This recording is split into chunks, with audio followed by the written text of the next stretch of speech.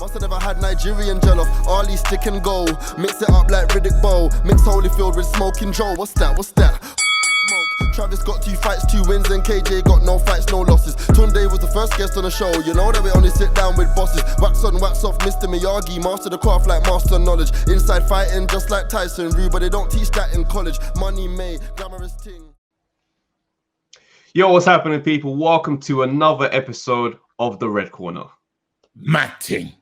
Yeah, can I drop a bomb, fam? For no reason. Drop a bomb, bro. Oh my days, fam. The champ is here, fam. The champ is here. Bro, you know this. Come on. You let me down. Wait. When I go to the Champions Day, it's also The champ is here.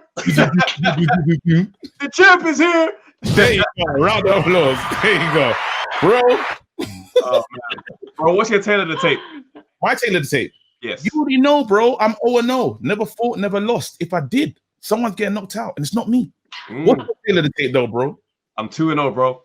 2-0, 50% knockout rate. Half the men that entered the ring with me, they left on their backs. Very true. Well, here we go. We have a special guest today. Talk to me, sir. Very special guest. Come on. World champion special guest. Come on. The stage is set. Introducing Chantelle Cameron. How you doing, Chantelle? I'm good, thank you. How are you? Not too bad. We're all good. But I need to ask, what's the tail of the tape? So 13-0, 7 knockouts. But you know what's so mad, yeah? She just said the tail of the tape. Not even putting in the championships. You are putting the world title. You hold the whole world title. WBC. No, you're taking the lead. Staying humble. Oh, no. So, if that was me, the belt would be on my head like a sweatband. So, former IBO world champion and WBC world champion. Woo! We drop bombs. We're talking to champions right now. No, it's we can see you got this cool. Even when you won the title, he's like, I feel like she just private messaged like a couple family members. I won it. Yeah. And went home, bro. Like, yeah. I did. I just went home. I literally got in my dad's van and popped down the M1, and it was over 30 minutes. I went to bed. I'm done. I actually had some toys and then I went to bed. Wait. The night of your dreams. The night you become the world champion. The when you started out this whole career, I imagine you wanted to be a world champ, and it finally happens. And it's straight home, bed to bed. Honestly, I hopped into my dad's van about 30 minutes down the road and got into bed. Yeah, this is a different. You know what happens? As soon as you go to Matchroom, yeah, I don't know if they just breed a level of humility and all the time. Everyone says, you know what? Yeah, man, I'm just humble. Like AJ, mad humble, Boissy, humble king, and now Shannon, she just went home on the M1, fam. So wait, talk us through it though, because obviously we didn't just get to that fight. Yeah. What's your journey? How did we enter the sport? What happened? Who brought you to boxing? What was day one like? So started off kickboxing. I remember the first ever kickboxing session was they just chucked tables on me in the head guard, and I started sparring with my mate who I went there with, and it was a lad from my area, and I think was like 9 or 10 years old, and I literally just battered him like but I must have threw about 100 shots. And he started crying, and then they went and put me sparring with like a more experienced kickboxer. And I remember he just battered me because I had no idea what I was doing. And I absolutely loved it. I went back the next day, and the lad that I went with, he never come back again. And I had my first competition within 4 years because I loved it so much. And wait. Are you still friends with that guy? Yeah. Like we just say hello and stuff, and that's about it. Yes, it's a mad conversation. It's not the same.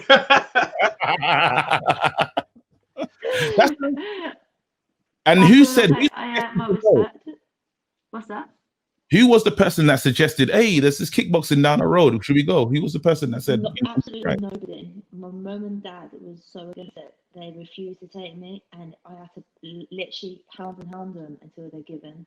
But my mum and dad was so anti me fighting because when I used to play out when I was a kid, I used to always be fighting, and my mum used to always get knocked on the door saying, "She's tell me so and so cry again." So my mum and dad really didn't want me to go, but because I kept on like annoying them about it, they just let me go in the end, and it became like my dad's biggest hobby. So it played out in the end. Oh, that's amazing. That's amazing. And you know what's so funny is that you would look at you, yeah, and then the way you look towards your fighting style, yeah, completely different. Even the way even when I look at so online on Instagram, you got your little French bulldogs, yeah? Yeah. Mad, cute, everything's really lovely. Then as soon as you get into the ring, it's different energy. Like you take a lot of risk. I was watching even the fight where the WBC fight, against Adriano dos Santos. You stay in the pocket, and you don't mind if you get tagged, you might take one, but obviously it's the fact that you stay there. You're very good on the inside. Is that something that you've been working on for years? Literally, I've been working on that since I was martial arts and days. I used to do a lot of inside back. But you say about me taking risks. My coaches, Jamie and Nigel, absolutely hate it. They're sick of me taking risks. They're always shouting at me. And every round I go back to the corner, they're like having a go at me for taking risks, telling me stop taking risks, rah. Literally, I think I'm gonna give them a heart attack. Do you do it so when you go into the fight, right? Let's say your game plan is stay on the outside, keep it clean. What happens in you that makes you just want to be like, you know what, I fancy a bit of a ruck right now? It's fun. I just think, I'm gonna have a bit of fun now. I'm gonna have a bit of fun. I'm gonna stand here and take a few shots and give a few shots, because at the end of the day, it's a sport and it is fun. And if I'm get down, and if I'm comfortable with doing it, then I'm gonna have some fun, and it's entertaining for the fans as well. So do you test the waters to know that it's good to do? You take one good shot, it's like I can handle that power. Let's have and it. I think I like breaking their heart, thinking I'm going to take their best shot and just smile them and let them know that I'm still standing there. And it's disheartening, ain't it? It's disheartening. No. You know the craziest thing about this story is you've already known. So before this fight, you go to the weigh-in. This person's much heavier than you. This is not even your natural weight. So you taking the risk against someone that is heavier than you. It's crazy. But then when we break it down, it kind of makes sense, because you said you went kickboxing, you battered your friend, then you got battered and you was like, no, I like it. I'm coming back. Feels kind of nice. What is this? I love it. I love it.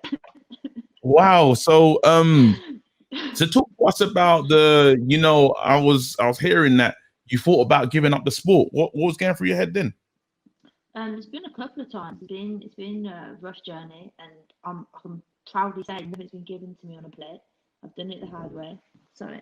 And that makes it a lot more rewarding, because it's been tough. There's been times in my career where I've literally been I'm just wasting my time in the amateurs and in the pros. I've just been like, there's more to life than boxing. So there's been times like that, but then I think it just shows that I've persevered, and in the end I got the world title. And even now, I'm world champion, but it's not where I want to end up. I want to be undisputed. So it's just a start, really. Yeah. So what has kept you? What kept you pushing on those dark days when it's like, it's not going anywhere? I feel like I'm wasting my time, or maybe it's not as important as anything else in life right now. What helped you? What was it that pushed you through? Don't be wrong. There was some days it wouldn't just be a day; it'll be a week or a couple of weeks where I'd be like, "It's a joke. It's all politics. It's if your face fits and your face don't fit." And this game is about luck. It's not all about talent. It is also having a bit of luck on your side and having the right team behind you. So sometimes I've been like, you know what? Screw this. I can't be bothered. But then I've got a supportive family that have seen me since I was 10 years old, working hard and striving, pushing myself to be the best I can be. And I've not achieved my goal yet in boxing. And that's what keeps me going. And I don't want to hang my gloves up without achieving what I want to achieve, because I'll get older and I'm going to regret and think, what if I persevered? So I think that keeps me going, is knowing that I have to reach my goal. So I'm a total novice. I came into this thing as a mad casual, and I'm picking up speed. Yeah, but then when you said something about if your face fits, what does that mean? Because I didn't get it. What does that mean? I think it's about like about profile.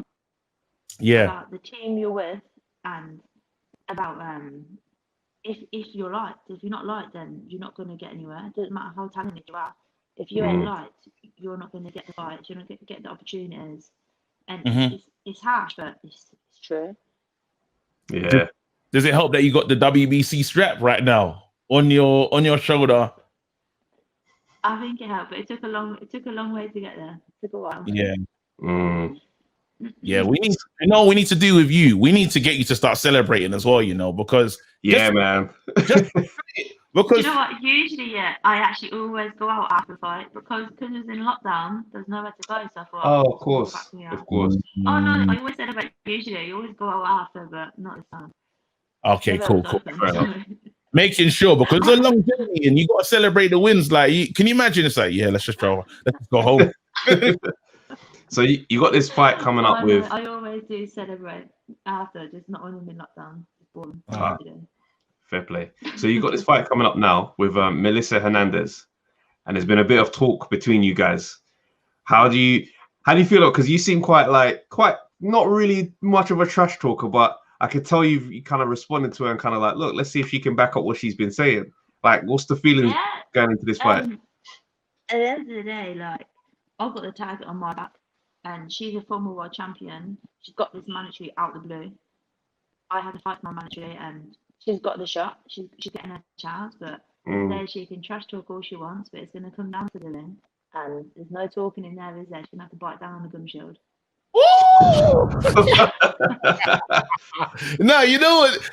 How's that tough down? Different, because it's like her trash talk is just kind of factual.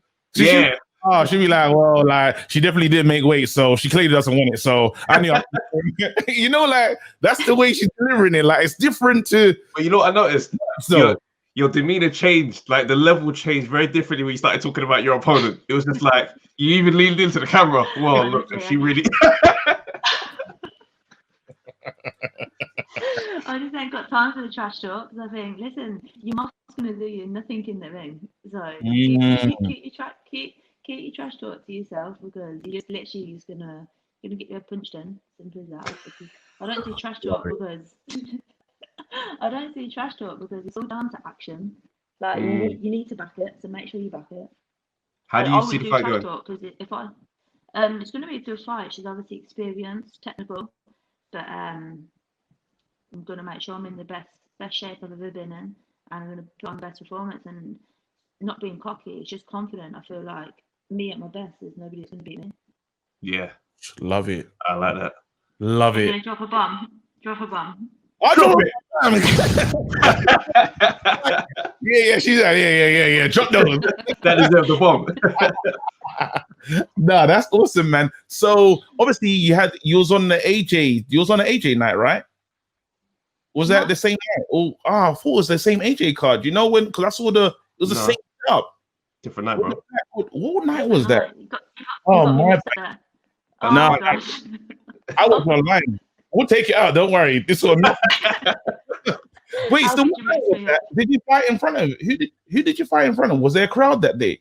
No. That was a fight cam, wasn't it? Yeah, no. It was just behind closed doors. Oh, okay. Do you know what's so mad? The way it looked like stuff was happening. It just looked nice. No, it was empty behind closed doors. Okay. So what would you what's the biggest crowd you fought in front of? So it'd probably be on a Josh Taylor undercard. So yeah. I don't really know how many that would be. Sure. Yeah, but so then 2000. Sorry, I boxed on the so I just have to shut my back there. So I boxed on the Ali Trophy. So that was in front of a fair few. Oh yeah, that was a big night. So that's interesting. So what are you want to have those massive fights in front of a big audience? Do you reckon that will change your demeanor or change the way you approach a fight by any chance? So I don't underestimate anybody. So it doesn't matter about the occasion, the venue, the opponent. At the end of the day, like everybody's beatable. We're all beatable. And if I didn't prepare properly, and I didn't put the work in, and underestimated an opponent, I'll be beat. Simple as that. I have to make sure that I'm always on my A game. Is it different? Is it different fighting in front of no crowd, no fans? What changes? I didn't really like it because it was a bit boring. Like, no, when you have the crowd shouting and stuff, you get a bit more fun. But I just kept thinking, don't get tagged with a clean shot and get the win, because I'm gonna go, I'm a world champion. So I wish it was in front of a crowd. Like, that would have been amazing. But at the end of the day, I done what I had to do on the night, and I've got the belt that I've been waiting so long for. So now you're the champ, right? Like, going into this fights, does that change how you go into fights? Because one of the biggest like criticisms of Tyson Fury that we have on this pod is that he hasn't defended a belt. Walking into the ring is different, being the champ versus being the underdog. Is that something that weighs on your mind at all now that you're going to be making your defense? Yeah, 100%. I've got the tag on my back now, and you got people like Melissa Hernandez. Didn't even hear about her until I got told she's my manager. And obviously she was saying stuff about me as soon as I won the fight, where she probably never seen me box before. So as soon as you get the belt, obviously you are the target, and then you have people that want your belt. So it makes you hungrier, and I can't wait, because I feel like this is going to bring the best out of me. I feel like my 13 fights previous was all like a build up to my career moving forward, because I refuse to let go of this belt, and I feel like now I've got that hunger where I'm going to up my game, I'm going to level up completely. I had to, bro. I was like, yeah. She got to talk in the back. She knows what's happening. People are coming for you. I'm dropping bombs today.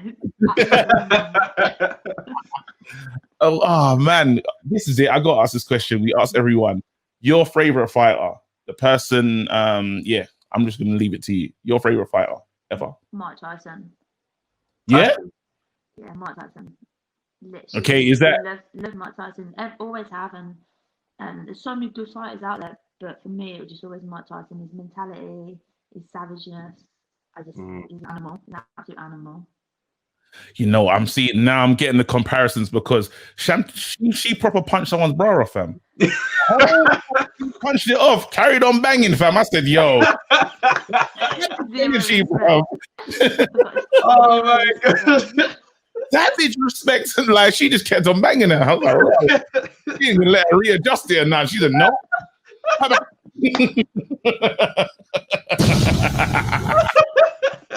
I get it. I respect it. Yeah, for real. I'm done. Would you like to see the rounds go from 2 minutes to 3 minutes in women's boxing? 100%. I feel like 2 minutes ain't long enough, and I feel like a 3-minute round is going to be so much better for the audience, because you get more stoppages. It's more entertaining. Like 2-minute rounds, honestly, they go so quick. I hate 2-minute rounds. It just feels like I just get into my swing, and then it's in the bell goes, and I'm like, because sometimes I see myself hurting people, and then it's the 10-second bell goes, and you recover. So it's men box 3-minute rounds, and you know the amateur females, they box 3-minute rounds. So it doesn't make sense. It don't make much sense. This is interesting. This has been a lovely one. This has been a great one. Thank you so much for a whole WBC champion right now. For real. All I'm saying is the next time when you unify the division, you're not getting home in any van. You're going home correctly. You're getting straight to the party. I don't know what helicopter. You're taking a helicopter to the after party. I want a big after party as well. Big after party. It's important. Seriously, thank you so much for being here, and literally, we'll be following your career closely. We'll be watching you. Thank you. Yeah. Thank you for having me on as well. No worries, Chantelle. Pleasure, man. Look after yourself. Thank you. Cheers. Thank you. Yo, people, thanks for watching the Undefeated Podcast. Make sure you like, subscribe, share, leave a comment, and all that good stuff. Make sure and come back, bruv. Tell a friend, tell your grandma, tell your dad, tell everyone, tell your cousins. Let's go.